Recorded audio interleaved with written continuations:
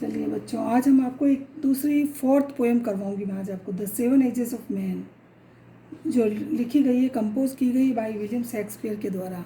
William Shakespeare ने seven ages poem के बारे में बहुत ही अच्छा डिस्क्रिप्शन किया है, एनालिसिस किया है। इसको हम लोग पढ़ते हैं। All the world stage, William Shakespeare ने कहा है पूरी दुनिया एक स्टेज के समान है। And all man and woman merely players, जिसमें सारे आदमी और औरतें एक प्लेयर के रूप में हैं जो इस स्टेज पर आते हैं और चले जाते हैं। They have their exits and their entrance, they means man and woman. आदमी और औरतें जो इस स्टेज पर आते हैं उनकी खुद की एग्जिस्ट होती है और एंट्रेंस होती है, मतलब उस स्टेज पर वो आते हैं और अपने समय, निर्धारित समय के अनुसार वापस यहाँ से चले जाते हैं। And one man in his time plays many parts, और एक आदमी एक समय में कई प्रकार के पार्ट्स को, रोल को निभाता हुआ इस स्टेज पर रहता है और यहाँ से चला जाता है। His act being seven ages, और इस प्रकार के एक्ट को विलियम शेक्सपियर ने 7 प्रकार के एजेस के बारे में बताया है कि एक मानव जो यहाँ रहता है इस स्टेज पर, उसकी 7 अवस्थाएं, 7 एजेस विलियम शेक्सपियर ने बताई है। एट फर्स्ट, जिसमें सबसे पहली जो स्टेज है वो है इन्फेंट की। इन्फेंट मीन्स एक नवजात शिशु, एक छोटा सा नवजात शिशु, जिसकी पहली स्टेज लेखक ने यानी विलियम शेक्सपियर ने बताई है, जो इस दुनिया में आता है मेवलिंग करता हुआ। मेवलिंग मीन्स रोता हुआ, चिल्लाता हुआ। Packing is nurse arm, nurse के हाथों में पकिंग मीन्स उल्टियाँ करता हुआ एक छोटा सा नवजात शिशु, जिसकी विलियम शेक्सपियर ने पहली स्टेज बताई है और यह कहा है कि रोता हुआ, चिल्लाता हुआ, नर्स के हाथों में उल्टियाँ करता हुआ वो अपने प्रथम रोल को प्ले करता है। एंड देन उसके बाद में सेकेंड स्टेज आती है, वो है winning school boy.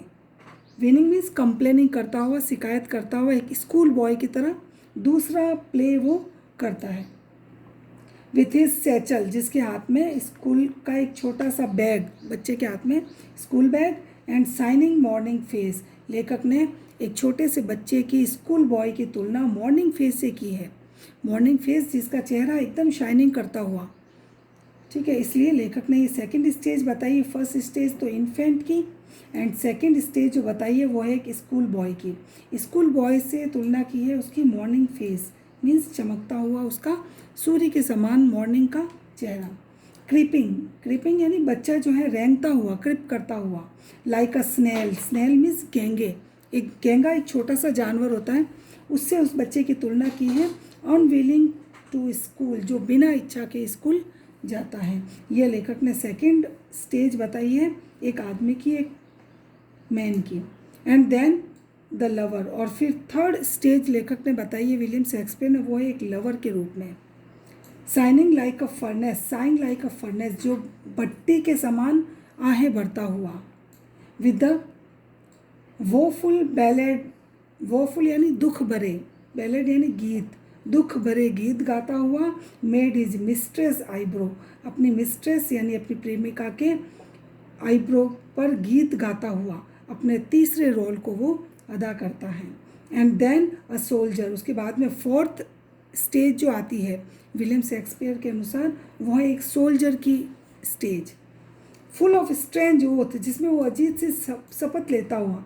Full of strange यानी अजीब प्रकार की, ओथ यानी शपथ। सोल्जर एक शपथ लेता हुआ। फोर्थ स्टेज एक मानव जो है अपने ज़िंदगी में चौथी अवस्था को निभाता है, जिसमें and beard like a pard, pard means तेंदुआ, ठीक है, उसकी दाढ़ी, बियर्ड मीन्स दाढ़ी, दाढ़ी जो है वो तेंदुए के समान उसकी दाढ़ी हो जाती है। एंड जेलसी इन ऑनर, सम्मान में जलता हुआ, ऑनर यानी सम्मान में, जेलसी यानी ईर्ष्या करता हुआ। Sudden and quick in quarrel, लड़ने के लिए हमेशा तैयार। फोर्थ स्टेज जो सोल्जर की बताई लेखक ने, उसमें कहा है कि एक सोल्जर के समान फोर्थ स्टेज को पूरा करता हुआ, सम्मान में जलता हुआ, हमेशा लड़ाई करने के लिए, क्वारल के लिए तैयार। Seeking in bubble reputation even in the cannons mouth, और अपने सम्मान के लिए वह तोप के मुंह में जाने के लिए भी तैयार रहता है। इस तरह लेखक ने फोर्थ स्टेज बताते हैं वो विलियम शेक्सपियर जो एक सोल्जर की होती है। एंड देन जस्टिस, फिर पांचवी अवस्था जो उसकी आती है एक मानव की, वो एक जस्टिस, जस्टिस मीन्स न्यायाधीश। फिफ्थ अवस्था में वो न्यायाधीश के समान कार्य करता है। फेयर राउंड बेली, जिसकी बेली यानी पेट बड़ा सा उसका गोल सा पेट हो जाता है। गुड कैपन्स लिंग, कैपन्स लिंग मतलब नर चूज़ों का मांस जैसे उसमें भरा हुआ है वैसे उसका पेट बड़ा सा गोल सा। फिफ्थ अवस्था में उसका पेट बढ़ जाता है, उसकी तौन बाहर निकल जाती है और इस तरह से जैसे कैपन लिंग मतलब जैसे नर चूज़ों का मांस उसके पेट में भरा हुआ वैसे उसकी बेली हो जाती है। विद द आई शिवर्ड, आईज आँखों में कठोरता। And beard of formal cut, दाढ़ी जो होती है उसकी फॉर्मल कट में दाढ़ी होती है। Full of wise saws and modern instances, पूरी तरह से आधुनिक उदाहरण देता हुआ और मुहावरों बुद्धिमत्तापूर्ण मुहावरों से युक्त वो अपनी पांचवी अवस्था को पूरा करता है। And so he play his part, इस तरह वो फिफ्थ स्टेज को पूरा करता है एक जस्टिस के रूप में, एक न्यायाधीश के रूप में। एंड देन लेखक बताते हैं विलियम शेक्सपियर सिक्स्थ एज, इसकी जो छठी अवस्था आती है एक मानव की, shift into a lean and slippered pantaloon, छठी अवस्था को उसने बताया है पेंटालून अवस्था, पेंटालून एज, सिक्स्थ एज, जिसमें वो एकदम से लीन मीन्स दुबला पतला हो जाता है, लीन यानी पतला सा, स्लीपर्ड यानी चप्पल पहने हुए होते हैं, पेंटालून यानी पायजामा, पायजामे की चप्पल। और ये उसकी छठी अवस्था जो है विलियम शेक्सपियर ने बताई है। With a spectacle on his nose, नाक के ऊपर चश्मा रखता है। एंड पाउच ऑन साइड, और उसके पास में एक छोटा सा बैग एक पर्स होता है।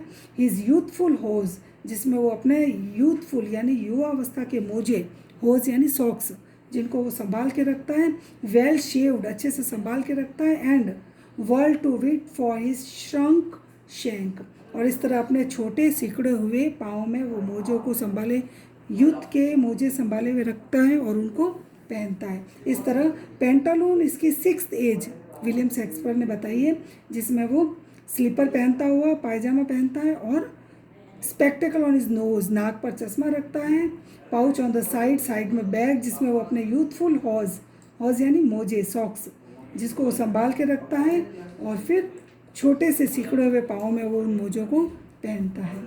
एंड हिज मैनली वॉइस, उसकी जो भारी भरकम जो आवाज़ थी, turning towards a childish travel pipe and whistle in his sound, वो आवाज़ एकदम जो भारी भरकम आवाज़ थी वो एकदम से पतली आवाज़ हो जाती है, एक बच्चों के समान, जैसे कोई सीटी बजाते हैं उस तरह से उसकी आवाज़ निकलती है।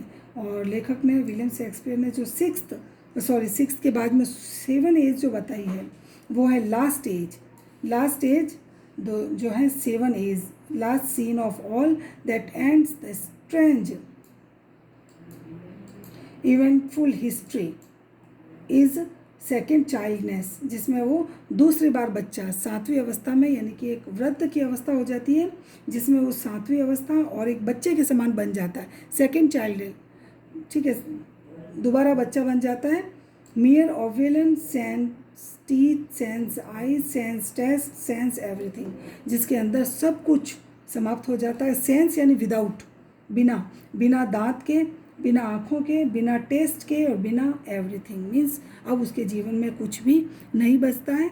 और ये लास्ट एज को बहुत ही दुख भरी एज बताई है लेखक ने। इस तरह से विलियम शेक्सपियर ने सेवंथ एजेस के बारे में बताया है, एक मानव किस तरह से अपने सातों रोलों को स्टेज पर करता हुआ इस दुनिया से चला जाता है। गुड।